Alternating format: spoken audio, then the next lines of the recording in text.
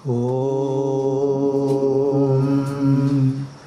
सहना भवतु सहनौ भुनक्तु सह वीर्यङ्करवावहै तेजस्विनावधीतमस्तु मा विद्विषावहै ॐ शान्ति शान्ति शान्तिः Hari Om.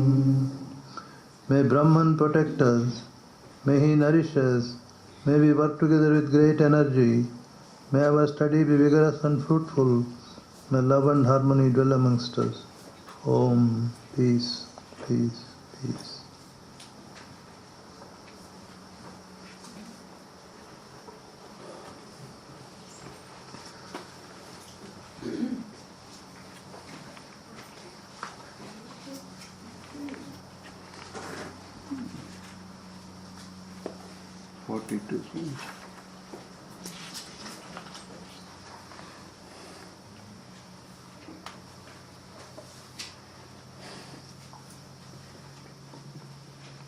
Forty-one. 42. Oh, 42.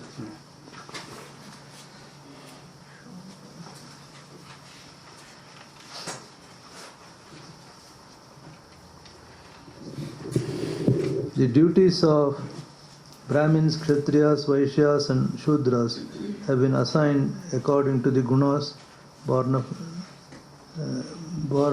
of nature. That we finished.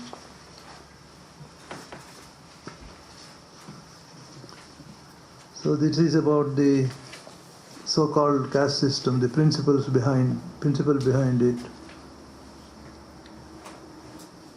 There are four groups. One group is this: control of mind, control of the senses, austerity, cleanliness, forbearance and uprightness, and also knowledge, realization, faith.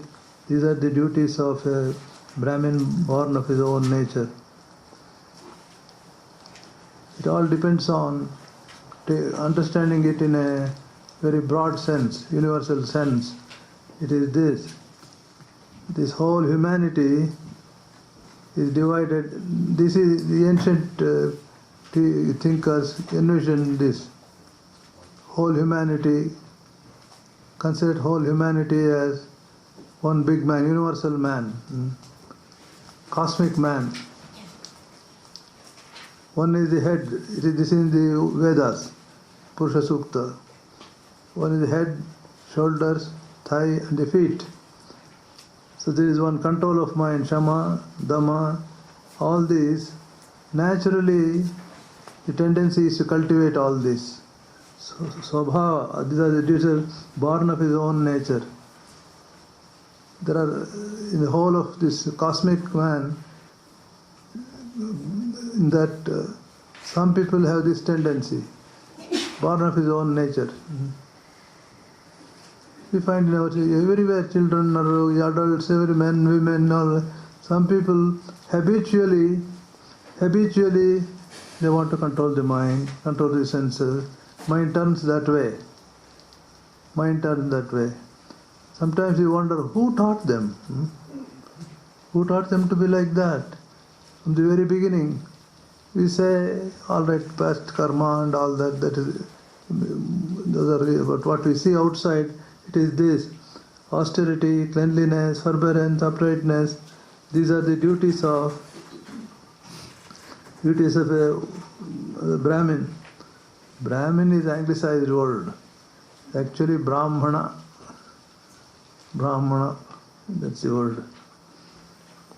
Heroism, high spirit, firmness, resourcefulness, dauntlessness in battle, generosity, sovereignty. These are the duties of a Kshatriya, born of his own nature.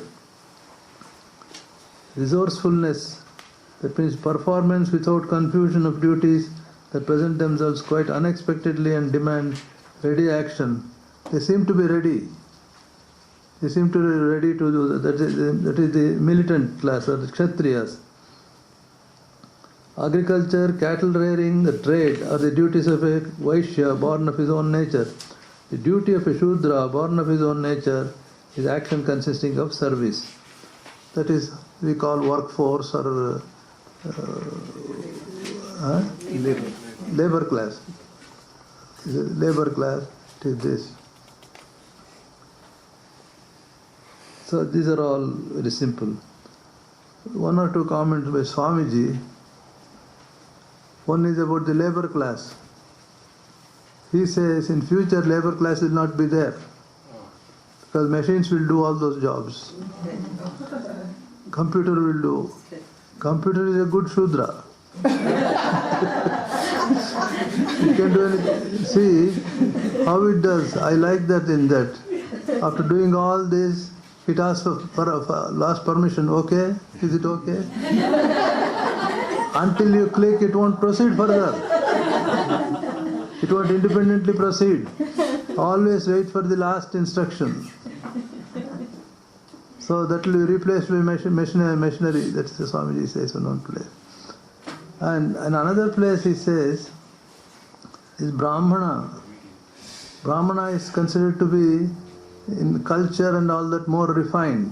When one is habitually controlling the mind, habitually controlling the senses, and then habitually clean, habitually forbearance, all this, realization and faith, idealism, all these, upholding that class, he says, the purpose of this thinker is this, to raise all humanity to that level.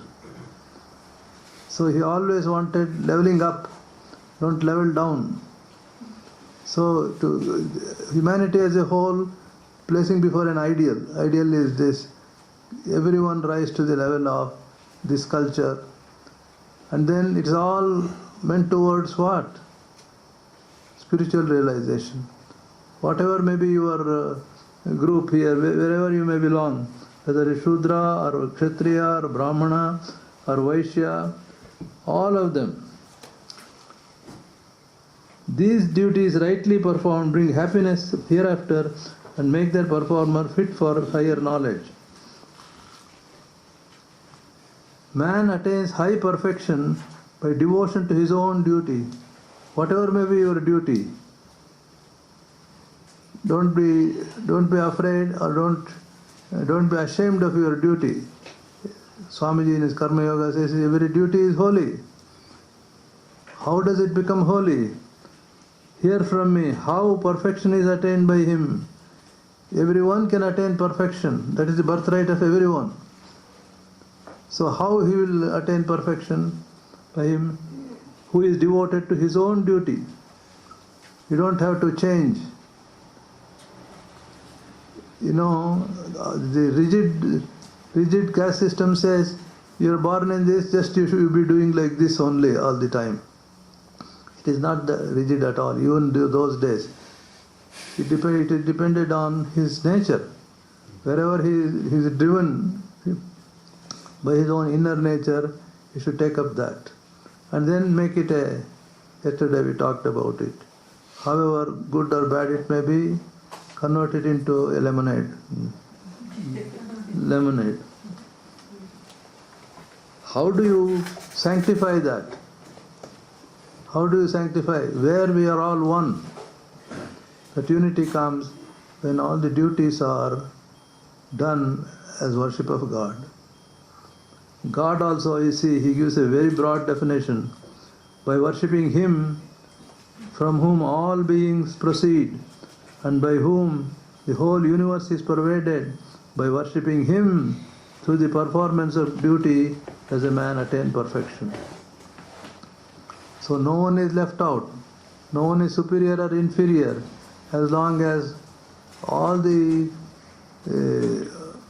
sanctity, the fineness come because on the basis of his worship, he is converting it into worship, work and worship.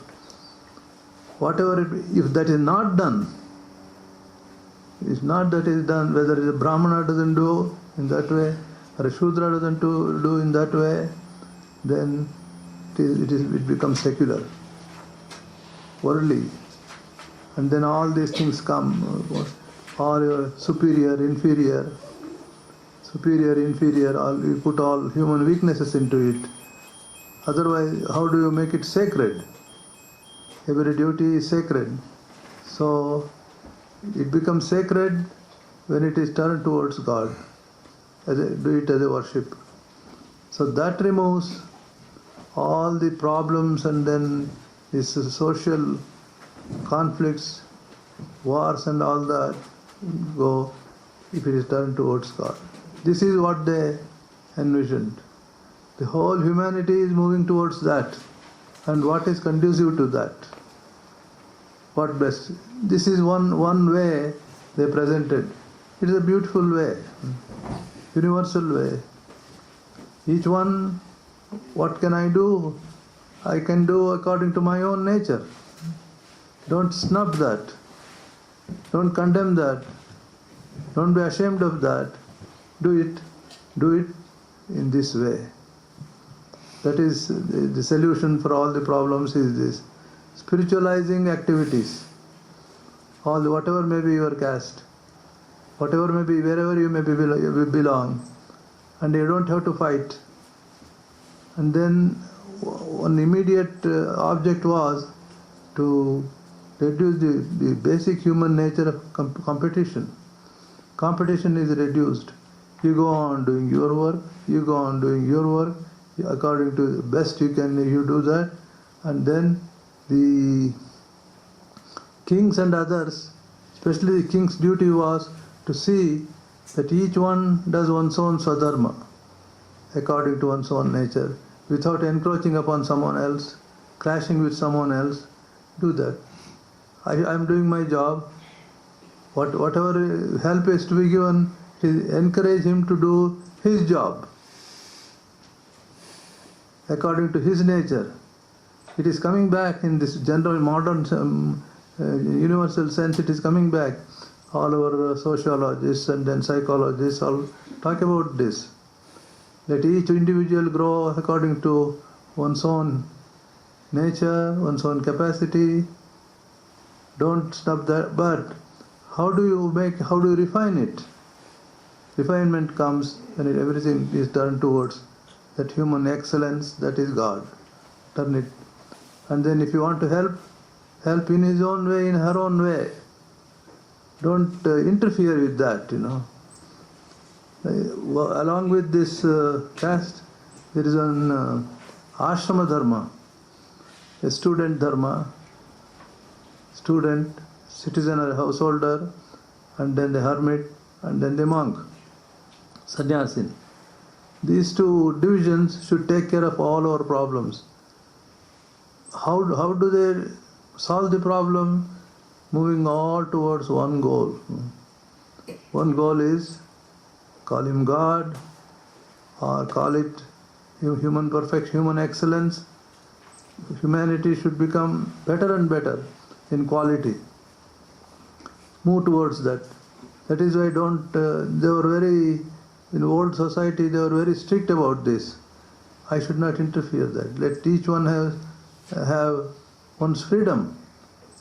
So if you want to help, don't disturb that, A Kshatriya should not disturb a Brahmin should not be Shudra, or a householder should not disturb a monk should not disturb a householder, but all should go in harmony. Of course, in practical life it is very difficult to know, but as an ideal, as a model, role model is like that. And there are people who do like that. There may be here, there. That is why this Varna and Ashrama don't break that, they said. In order to society become very solid and then move towards a goal, so society as a whole to improve, they give this formula. True, when it comes to practical life, there are so many problems with that. Whatever it is, as a map, it is a thought for reflection. In practical life, This is the guideline is this. Don't disturb. Rather help. Help. Each one should help the other. In cooperation you go. But see, the ideal is retained. Swamiji said the other day when we were reading, don't bring down the ideal. This is the best I can do today, that's all right. Today you do better. Like that you go hand in hand, in cooperation. So that is our really the caste system and the stages of different stages of life. When it comes to practical life, immediately that superiority, inferiority comes. Superiority complex or inferiority complex. So I'm better than the other one. So they are all human weaknesses, one has to work through it. You see, by worshipping Him from whom all beings proceed and by whom the whole universe is pervaded, by worshipping Him through the performance of duty does a man attain perfection. The Supreme Lord, who is the inner guide of each soul and who pervades the universe as spirit and energy,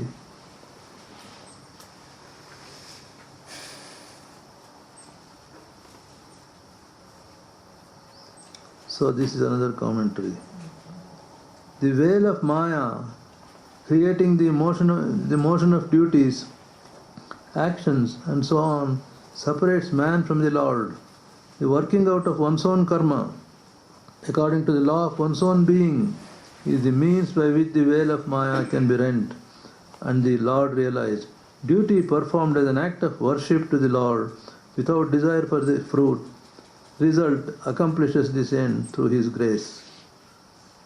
So this is how the humanity as a whole reaching perfection. That is what they visualized. It's a beautiful way of looking at the whole universe. Our own life, nothing is neglected, everything is included, and everything is moving forward all the time. This is the formula given by these ancient thinkers and men of realization.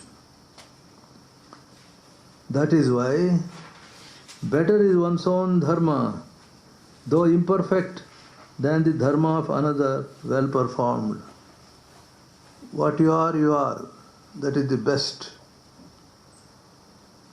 It is sheer common sense. You can understand that.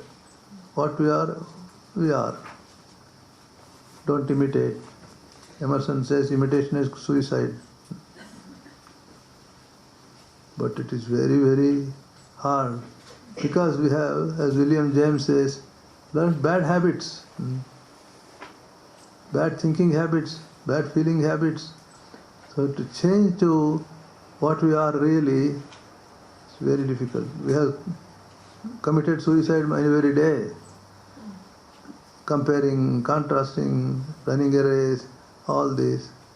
So, you work in you drive in your lane. Why do you want to encroach upon the other lanes?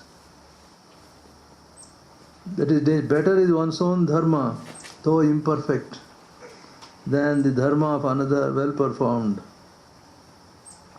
He who does the duty ordained by his own nature incurs no sin. Even though you may make mistakes, you are not incurring sin. That's what you are. As a poisonous substance does not injure the worm born in that substance, so he who does even an unpleasant duty ordained by his own dharma incurs no evil. That is the only real thing for him. All other duties are alien to his nature. Throughout all of Krishna's exhortation to Arjuna about duty, it should not be forgotten that duty must be performed. Anyway, ultimately it boils down to this. You must do your duty. That is the main theme here in the Gita. He was running away, giving all sorts of reasons, but do it as an act of worship. From our work, we must not seek any personal gain. We must regard ourselves only as instruments for the fulfillment of divine purpose.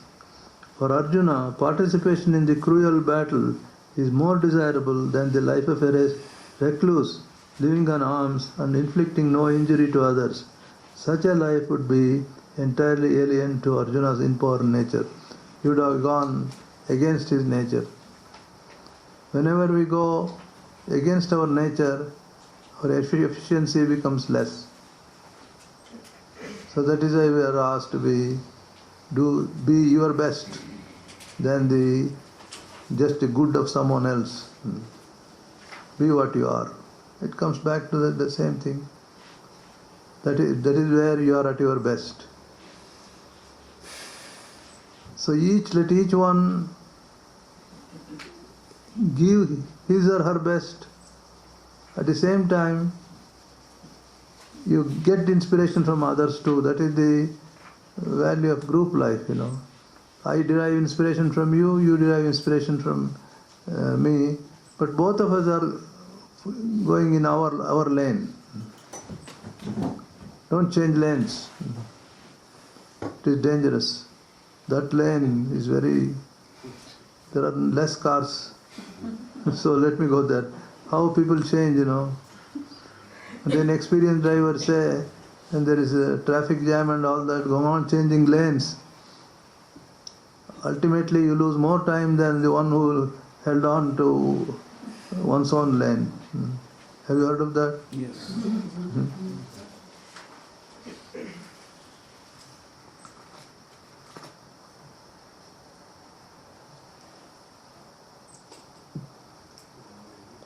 One ought not to give up the work to which one is born, O son of Kunti, though it has its imperfections, for all undertakings are beset with imperfections as fire with smoke. Don't worry, there are some defects and all that. Wherever you go, whatever you may be, everyone has some defect or the other. Though from outside it may appear to be very attractive, tempting, if you slowly, what is that English? The wearer knows where the shoe pinches. Have you heard of that, or is it British? Supposing a nice shoe is there, oh, how nice is the shoe, but the wearer knows where there's something has come up and hurting him. So this also has to be recognized. Everywhere there is imperfection. Perfection is only in God. So imperfection is there. Whatever profession you go, whoever it is, some imperfection will be there.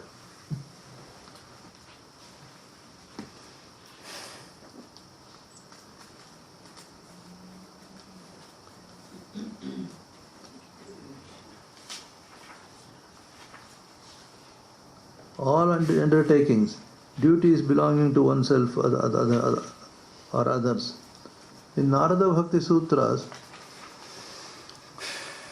that is the aphorisms according to Narada, divine love.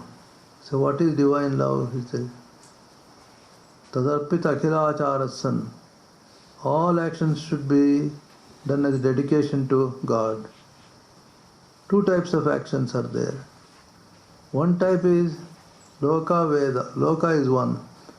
What we ordinarily call, say, going to office or the bank or a hospital or somewhere, ordinary activities, duties and responsibilities, that is one.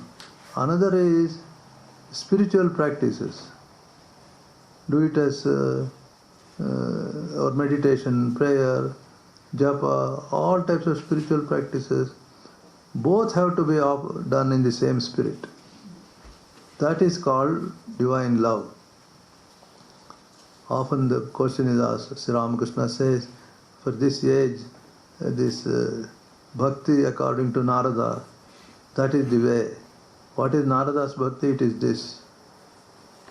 That act of dedication. Like Hanuman dedicated everything to the Lord. Like that is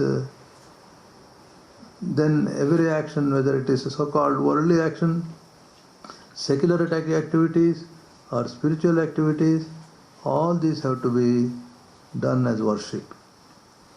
Otherwise, even the so-called spiritual activities become worldly. It's becoming a job. Conducting prayer is a job.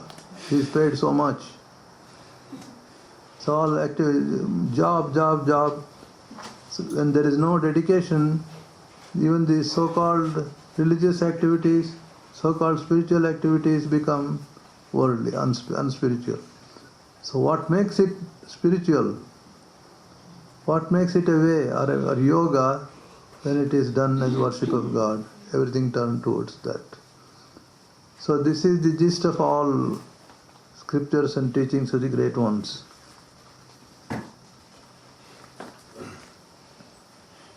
All undertakings, duties belonging to oneself or others, beset with imperfection, because all actions are associated with the three gunas.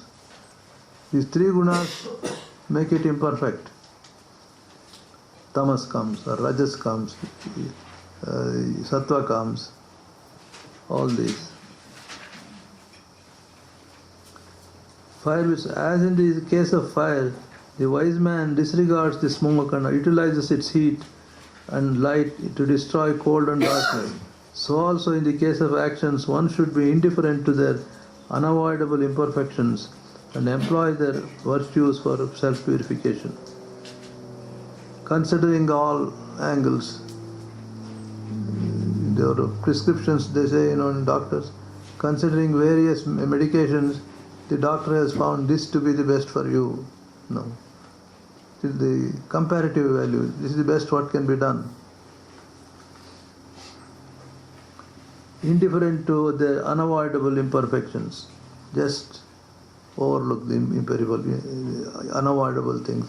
It is there, what can be done. That makes it more practical and sensible.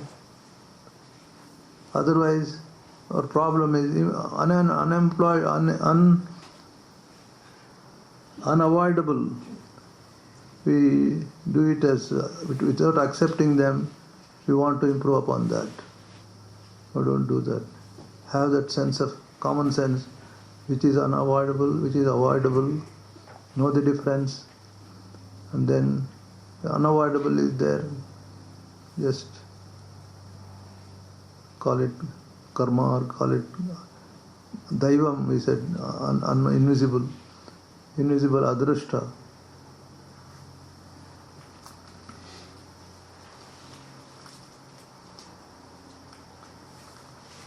He whose mind is not attached to anything, who has subdued his heart, and who is free from all longing, he by renunciation attains supreme perfection, which is freedom from action.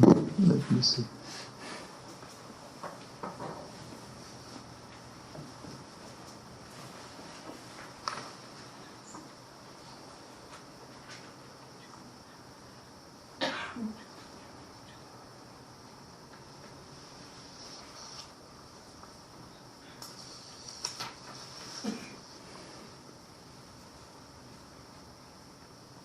असक्त बुद्धि सर्वत्र जितात्मा विगत स्पृहः नैष्कर्म्य सिद्धिं परमां संन्यासेनाधिगच्छति.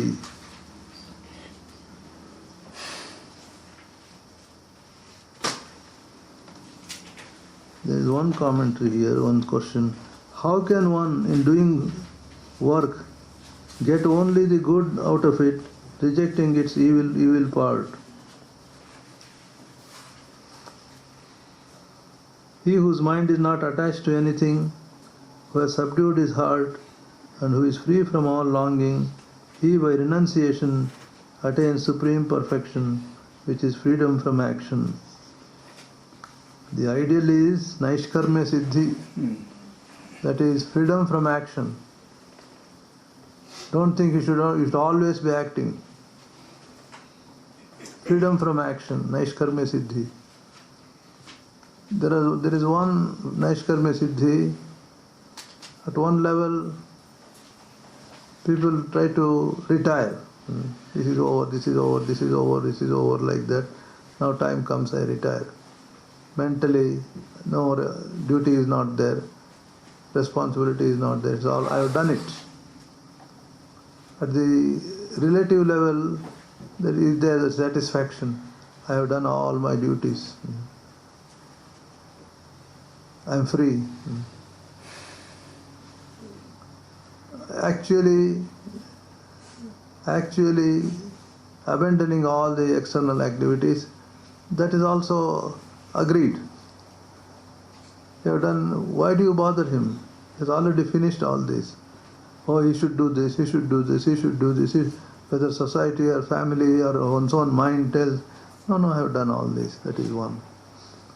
But there is another way of looking at it. That is, even when you are working, more work you will do. After retirement, you will do more work out of freedom, not with compulsion. Duty is a compulsion. Whether outside or from inside, is a compulsion. You have to do it. I must do it. That is duty. It is right for me to do, I must do it. Society imposes, family imposes, circumstances imposes. Or if they are not imposing, our own mind imposes, I should be doing this, I should be doing that. That is one. That stops. Externally also stops. But there is another. Sri Krishna's method, Naishkarmya Siddhi, is you become an expert in the science of work doing. It doesn't matter. Even though you are very, very active, you feel you are not working. Krishna gives that method. Naishkarmya Siddhi. Karmanya karmaya pashyet. Even from the very beginning, have that ideal. You are working, but at the same time, inwardly you are not working.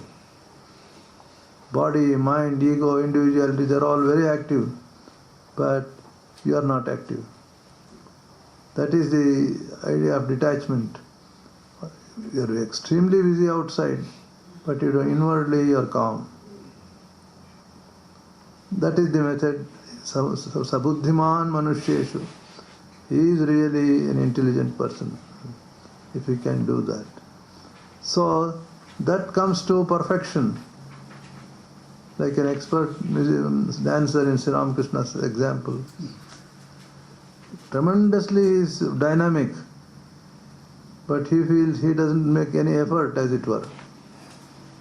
He feels he has made so much effort. 2 hours she has been dancing, but she feels nothing else. It's only joy. Naishkarma. So, by doing your duty, you can come to that stage. Extension of your life after retirement, extension. Or extension of your family. I have done everything for my family. Nothing more. Children are educated and everyone can stand on one's own feet. I have done finished. Don't think that is over. You can take up other families. When you need you, whole world you can take up. But still you should feel that feeling of calmness, undisturbedness, not that pressure of duty. You don't do it as duty. You do it as worship. It is a love. It's a joy to do it. And you don't get tired of that. This tiredness comes many times because you don't like it, It becomes, I don't like it, but I should do it. It is right. I must do it. I will do it. There's a lot of tension. Here the tension is not there. So you will reach that state, Naishkarmya Siddhim, where doing all these duties, responsibilities, service, by whatever name you may call it, you are still free. You are still free. So Naishkarmya Siddhim Paramam Sannyasena Adhikachyati, completely non-attached, self-subdued, desireless, an aspirant attains the supreme perfection of transcendence of work through renunciation. That is the meaning, that is the thing Sri Krishna wants to clarify. Naishkarmya Siddhi means physically also give up all this. It is not necessary. Work is not to blame. Work is not to blame. People are not to blame. It is the mind that was giving trouble. Now it will not happen. Many people may be there. You may be with many people. A lot of work may be there. Confusion may go on. Let them be. You remain free. You have transcended all the work. You are not working at all.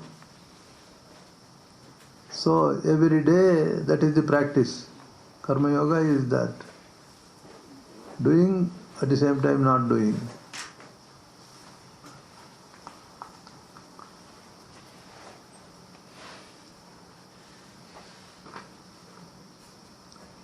सिद्धिं प्राप्तो यथा ब्रह्म तथाप्नोति निबोध में समासेन एव कौन्तेय निष्ठा ज्ञानस्य या परा.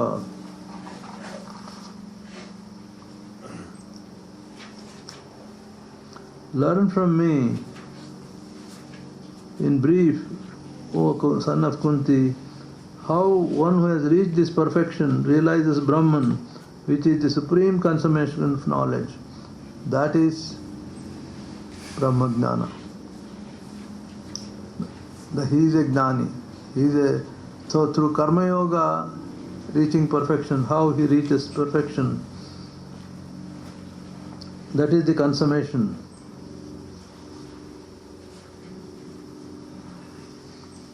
Endowed with a pure understanding, restraining the self with firmness, turning away from sound and other objects, and abandoning love and hatred.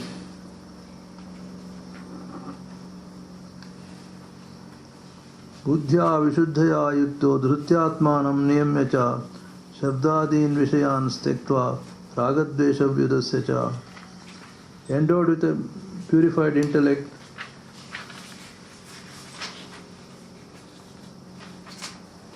established in self-control.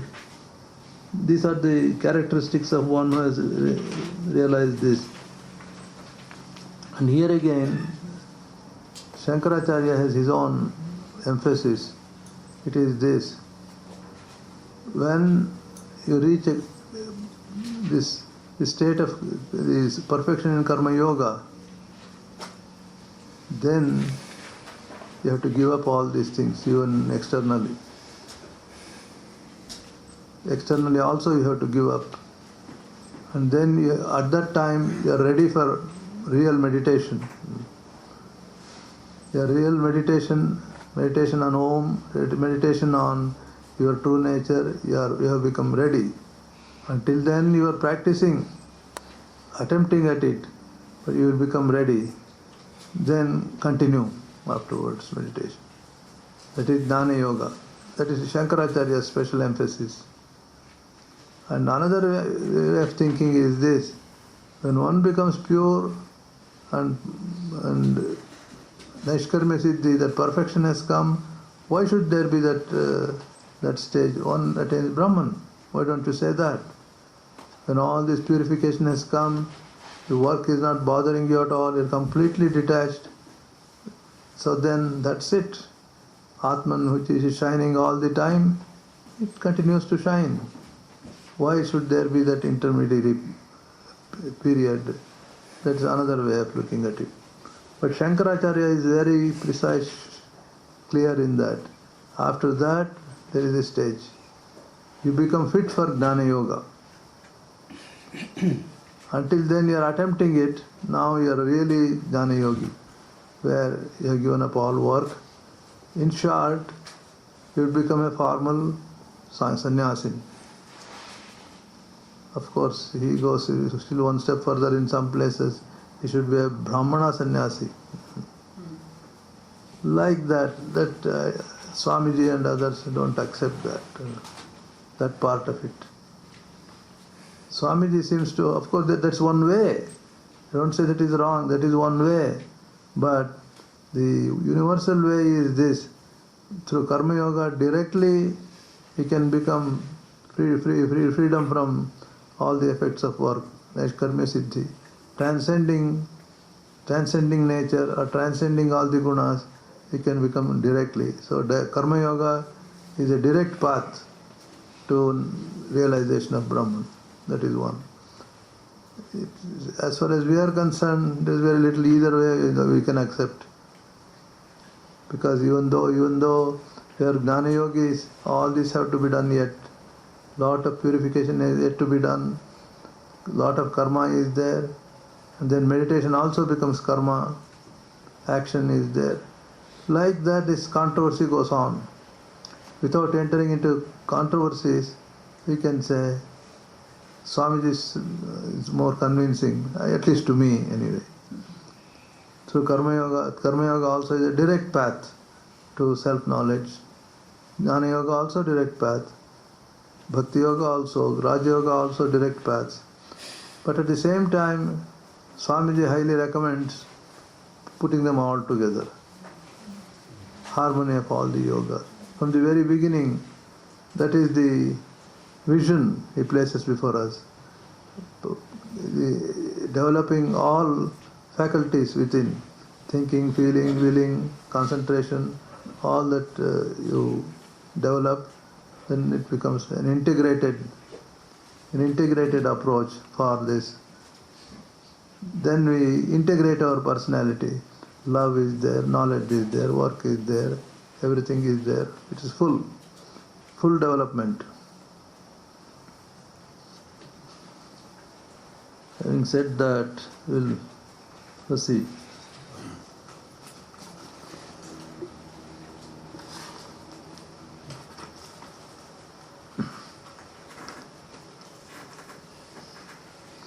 Endowed with a pure understanding, restraining the self with firmness, turning away from sound and other objects, and abandoning love and hatred, dwelling in solitude, eating but little, controlling the speech, body and mind, ever engaged in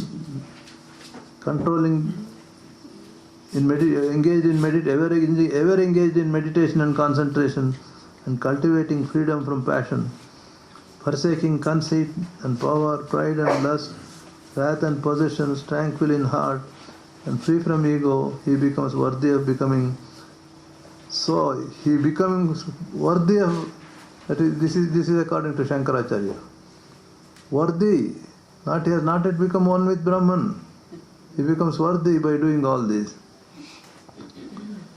Then, having become Brahman and being tranquil in heart, he neither grieves nor desires.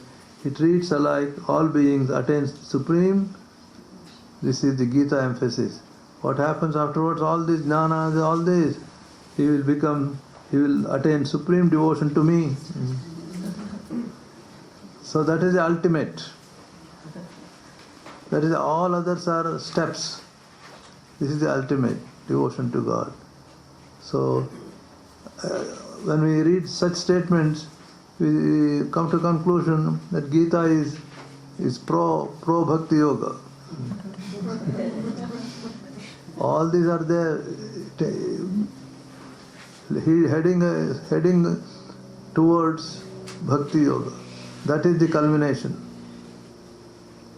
So he calls that knowledge of Brahman as supreme love. Not only in an impersonal way, it is even in a personal way, to an incarnation. That is the emphasis of the Gita. But all are there, but with a little emphasis on, if everything is done, you are one with Brahman, then you will attain devotion to me. It is that. So, that is why it is a theistic emphasis on a personal God, love for the divine. Having become Brahman, firmly grounded in the conviction that he is Brahman, he neither grieves nor desires because of his absence of identification with the body, senses and mind. Treats alike, he regards the pleasure and pain of others as if they were his own. So, then what happened? By that devotion, he knows me, knows what in truth I am and who I am. Then, having known me in truth, he forthwith enters into me. Then he becomes one with me. So he personalizes the whole eternal dharma. finally it is the divine love. Call it incarnation, call it self-realization. That's how he puts them all together. Harmony is there.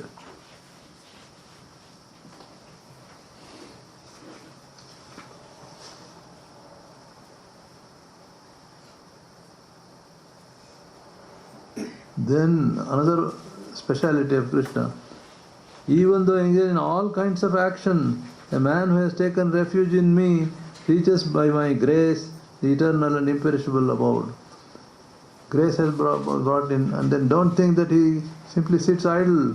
He will be all kinds of actions, he will be, even though engaged, but he has taken refuge in me, he reaches through my grace eternal imperishable abode.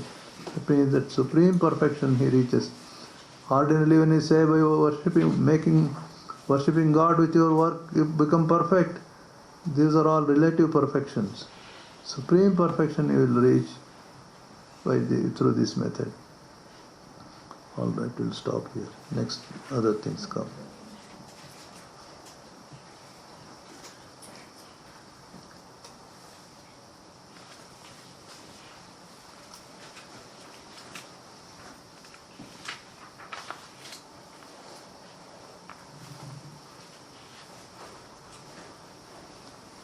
These commentators and mystics take so much, give so much attention to this integrating all this.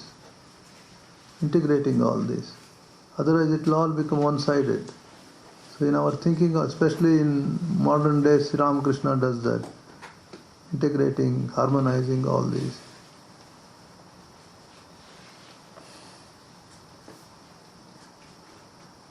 Can be understood in a separately also. This is Gnana Yoga, this is Bhakti Yoga, this is Raja Yoga, like that. In order to understand, we have to do that. What is what? But when we function in our spiritual life, they all come together, Like a car is there. You can understand, you can handle, you can manufacture each one separately, each part. But that is not enough for using the car. It has to run. For running, all these have to take part,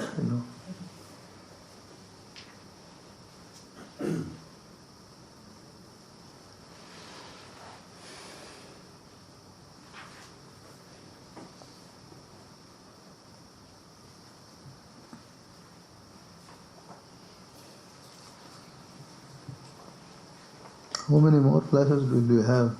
3 more. 3 more. I think we'll be able to finish.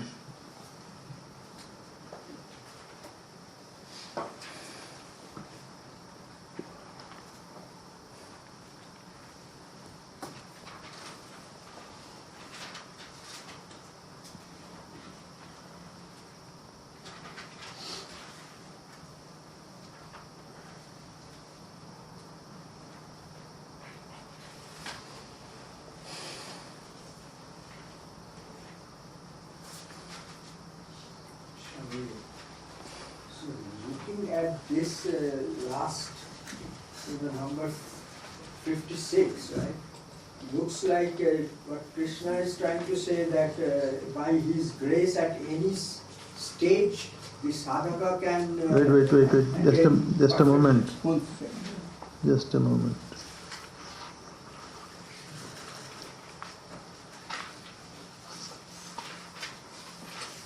Fifty-six. 56? Yes. What is your... So what it looks like is at any stage while working, he says, like even performing all work always, taking refuge in me, he attains through my grace the eternal and immutable state. So through his grace at any stage, the sadhaka can reach perfection through his grace, if his grace is attained. Oh, that is true. That is true. See, grace and our effort are like two parallel lines. Yeah. They are going there. So grace is always running along with us, wherever, whatever stage it may be. So the grace can do anything. Just turn here, it is there. The parallel road is there.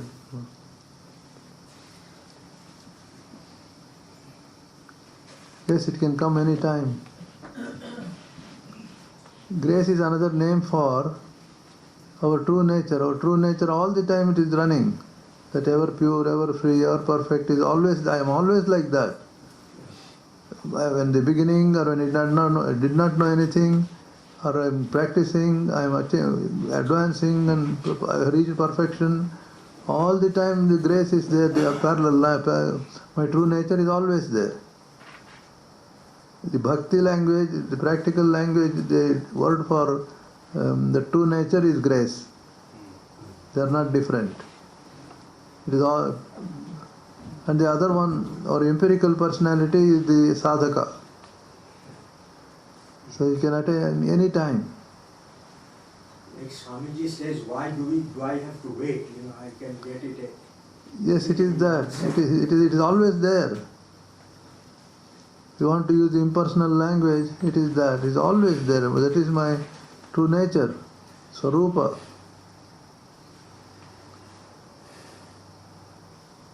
I may forget my Swarupa, but Swarupa is always there.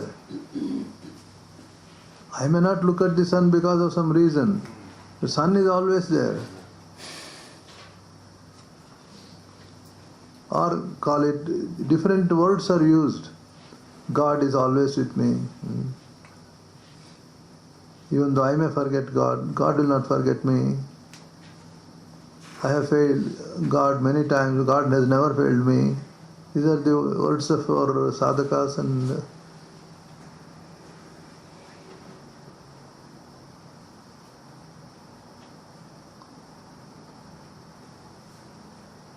Vedanta says it is like that. You may not, truth is truth. Whether you recognize it or not, it is there. It doesn't depend on your knowing or not knowing, your faith or not faith. I don't believe in it. Nothing happened to truth. Or I believe, I stand for truth. You are not doing any favor to truth. Swamiji says, truth does not pay homage. No, truth does not pay homage to anyone. All have to pay homage to truth. Society has to pay homage to truth. Even relative truth like that. Say, I am holding a book. We two argue. It is not a book. I say it is a book, you say it is not a book. Book is a book. Whether who is right, who is wrong, that's our problem.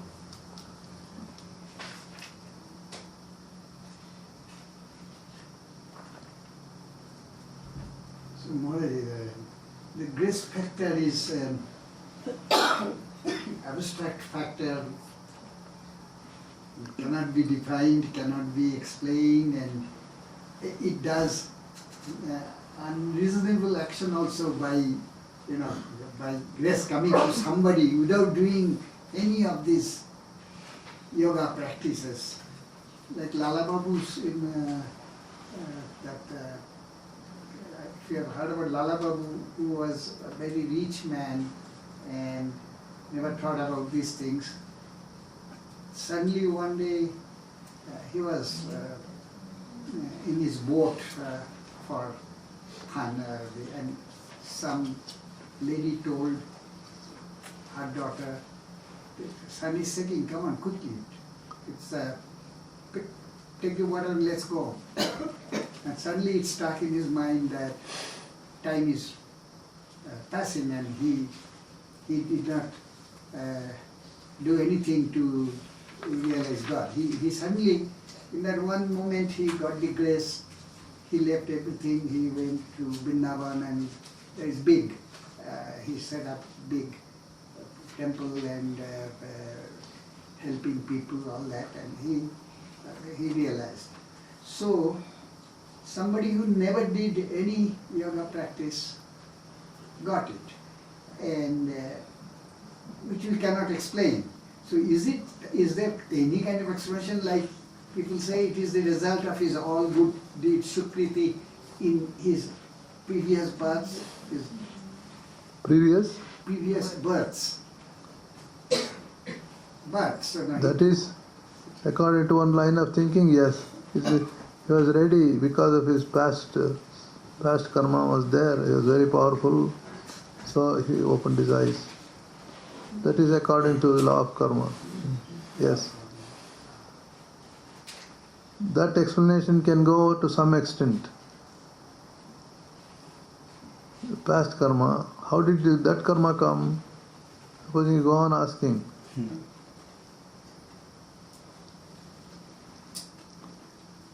These are all working formulas.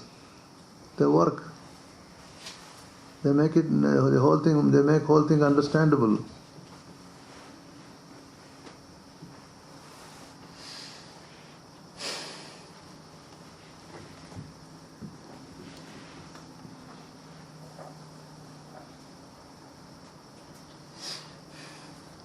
That is all these formulas and then theories, they're all there. They work for a while.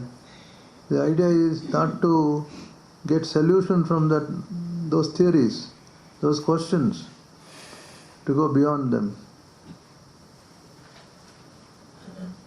That is how Vedanta answers questions, Question and answer, question and answer, question and answer, we go like that. In that process, at one time, you find there are no questions. That means he has not answered any question in the ordinary sense. Questions themselves are removed. That Swamiji now and then used to say, headache is there, how do you cure that headache? Give some medicine and all that, it will be cured. Or again it comes, and if you ask, the best way is to cut off the head. So that means transcend. As we are here in one level, that is the level of question and answer, cause and effect. It is never ending.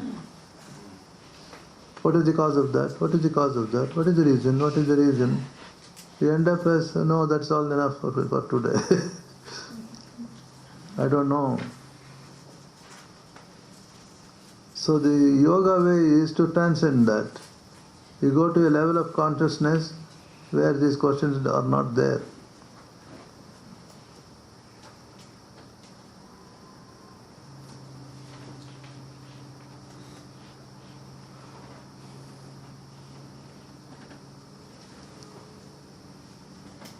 That's why these questions are answered individually, deep within one's mind, one's heart. Explain to me, since you know. They try to do it as much as they can. Again it stops.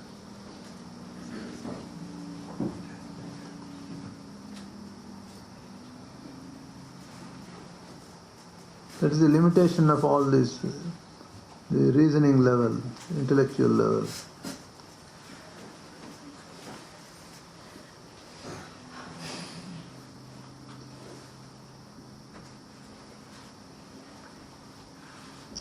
Then faith comes and helps us at that time.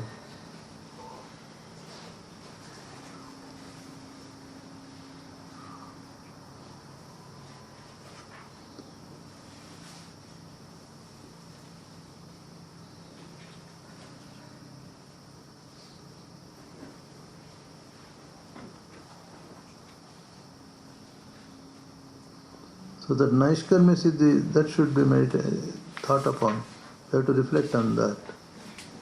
The purpose of all this sattvika work and that spiritual work, this work, that work, is to transcend all work. The time should come, I should not feel that I am working. Whatever happens, spontaneous.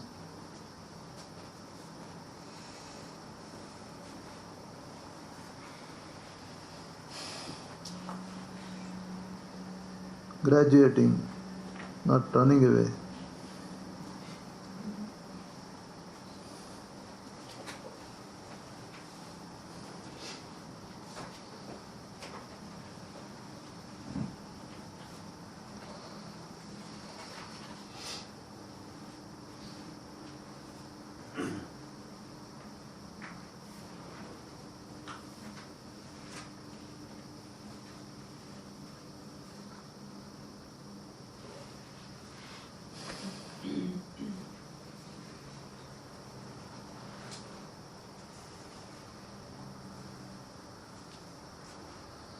What else?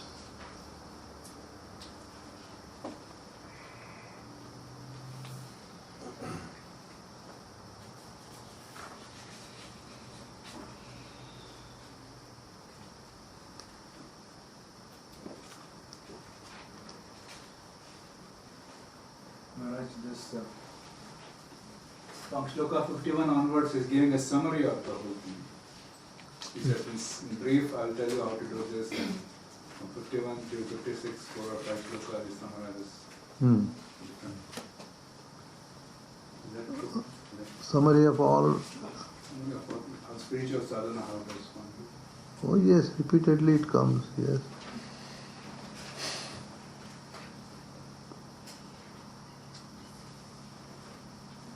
The ideas in the scriptures, in all scriptures, they're all repeated. The idea is if you have missed one place, now you pick up here.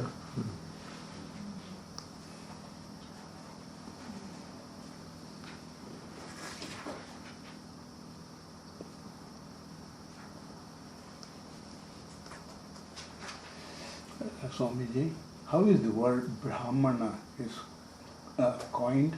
What is the basis?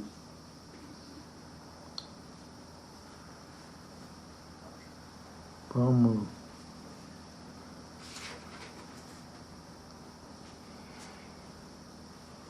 One who has the qualities, one who is cultivating the qualities which are conducive to realization of Brahman, or one who is moving in Brahman, a knower of Brahman. One who is realized Brahman is a Brahmana. The Brihadaranyaka Upanishad it comes who is a Brahmana. Dhammapada, that Buddhist text also is who is a Brahmana. Buddha purely put it according to his qualities, his character. Brahmana becomes a Brahmana because of his character.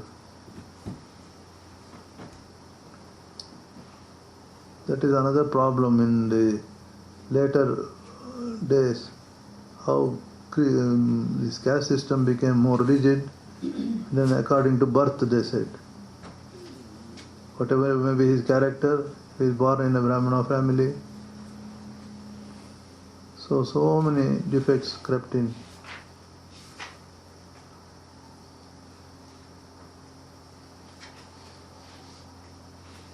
Is there any root for that word? Huh? Any root? Root? What is the root? Brahman is the root. One who moves in Brahman. Brahmane charati iti Brahmana.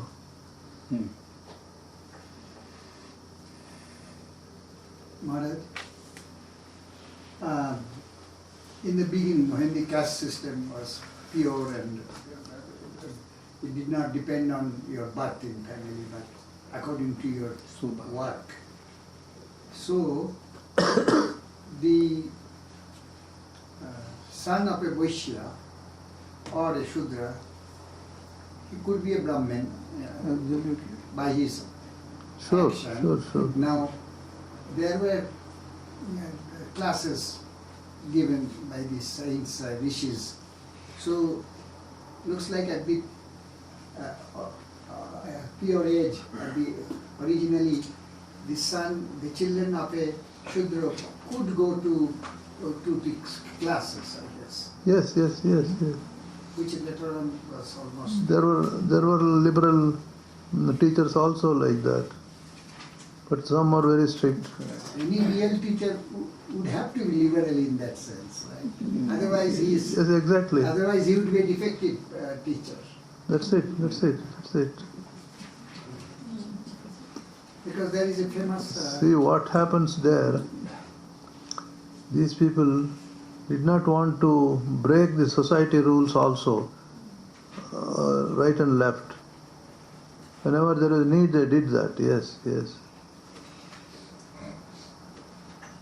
Because there is a famous anecdote story about Rishi Gautam's class, that a boy who was really born in the of a prostitute lady, but he went to Gautam's institute classes and wanted Gautam asked him, why are you here? He said, I want to learn Brahma Vidya. And Gautam said that only Brahmins have the right to learn Brahma Vidya. What are you? What is your caste? So even at that time, looks like there was some this. Then he said, I don't know. Let me go and ask my mother. And so he went to his mother and Jabala and asked him, Mother, what is my race? Who is my father? Gotra, what is my Gotra? What is my Gotra? Yeah. And then the mother said, I don't know your Gotra. I don't know who is your father. I just got you by, by my life. I had to be, not the word prostitute, but told him that I had to go to many men. I don't know. So he comes back, pure-hearted boy. He comes back and next day, and Gautam asked, have you known what is your Gotra? He said, yes, my father.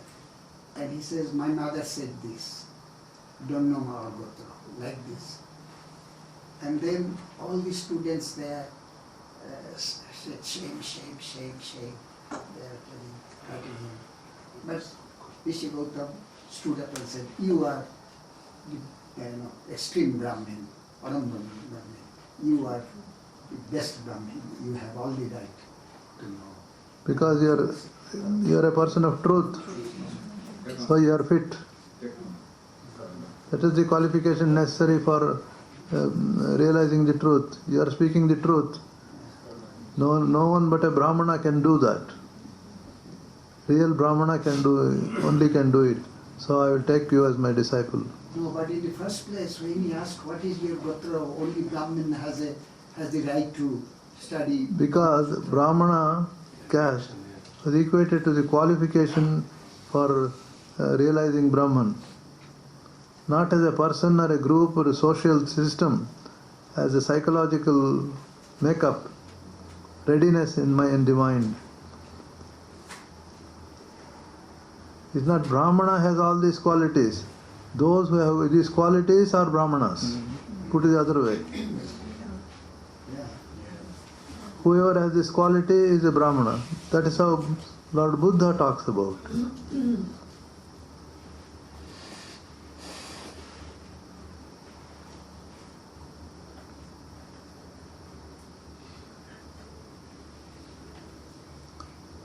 When Swamiji was questioned, how can you teach Westerners this Vedanta? They are not Brahmanas. He says, my disciples are all Brahmanas because they are qualified to understand by their character. So the character is the main thing. Whoever has this character is a Brahmana. Not Brahmana has the character. Brahmana may be by birth, Brahmana may have that character, may not have that character.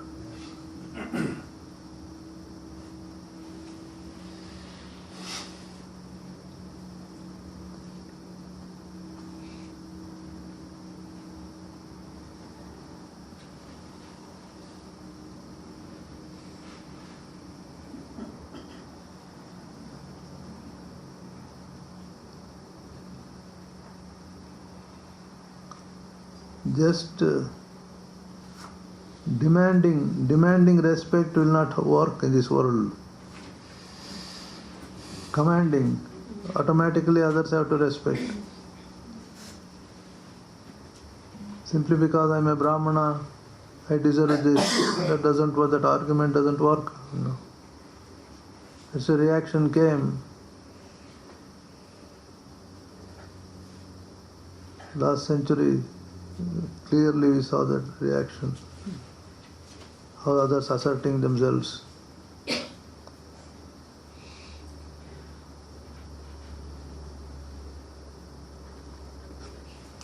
Swamiji himself was not a Brahmin by birth.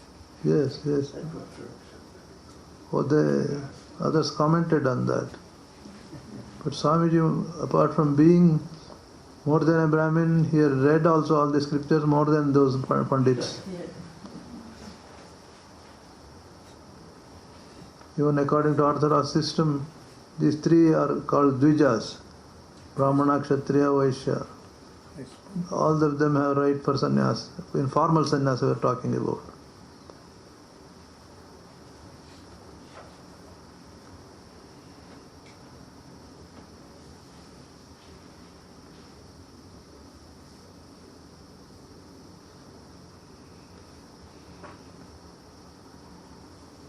See, there is not one reason for this rigidity and all that and problems. So many historical factors start operating. Yeah. There is a positive side is this rigidity. They were able to, in spite of all these foreign invasions and slavery, political slavery, all that could maintain these truths. Maintain the truths of the Upanishads and Gita, all that. If it had made in the marketplace, they would have lost at least the quality of it.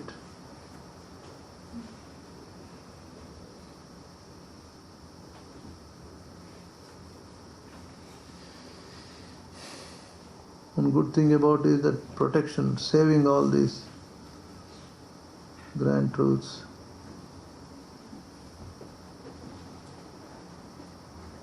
It would have come down, it would have been, everything would have been leveled at the lower level,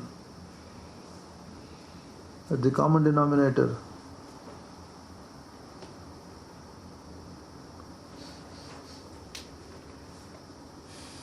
These few people saved all these things.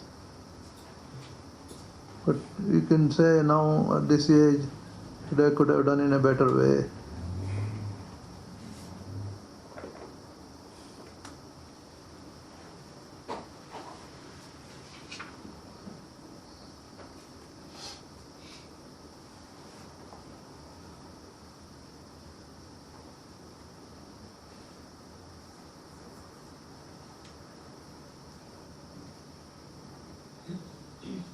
It's a Swamiji gave the formula. You've done well, do better. There's no point in finding fault with all these defects. That's the best they could do. Now do better.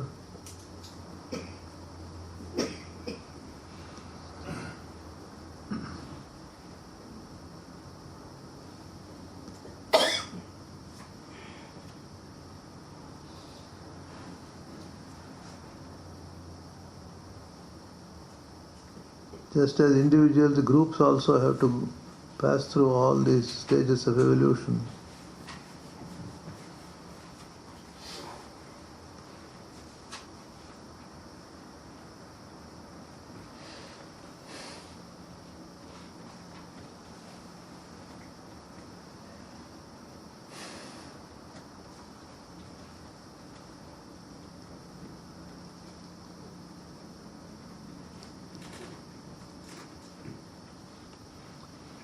After some 500 years, people see the so-called modern times.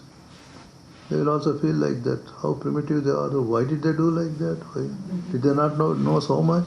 Just a little did they know.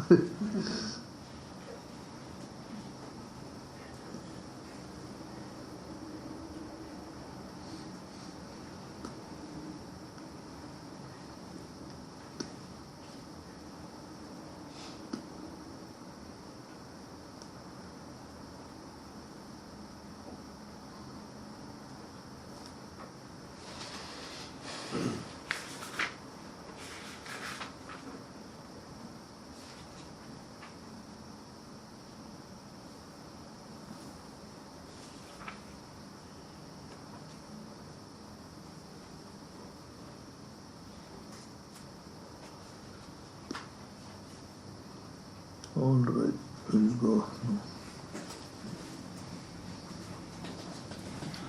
What is this flashing?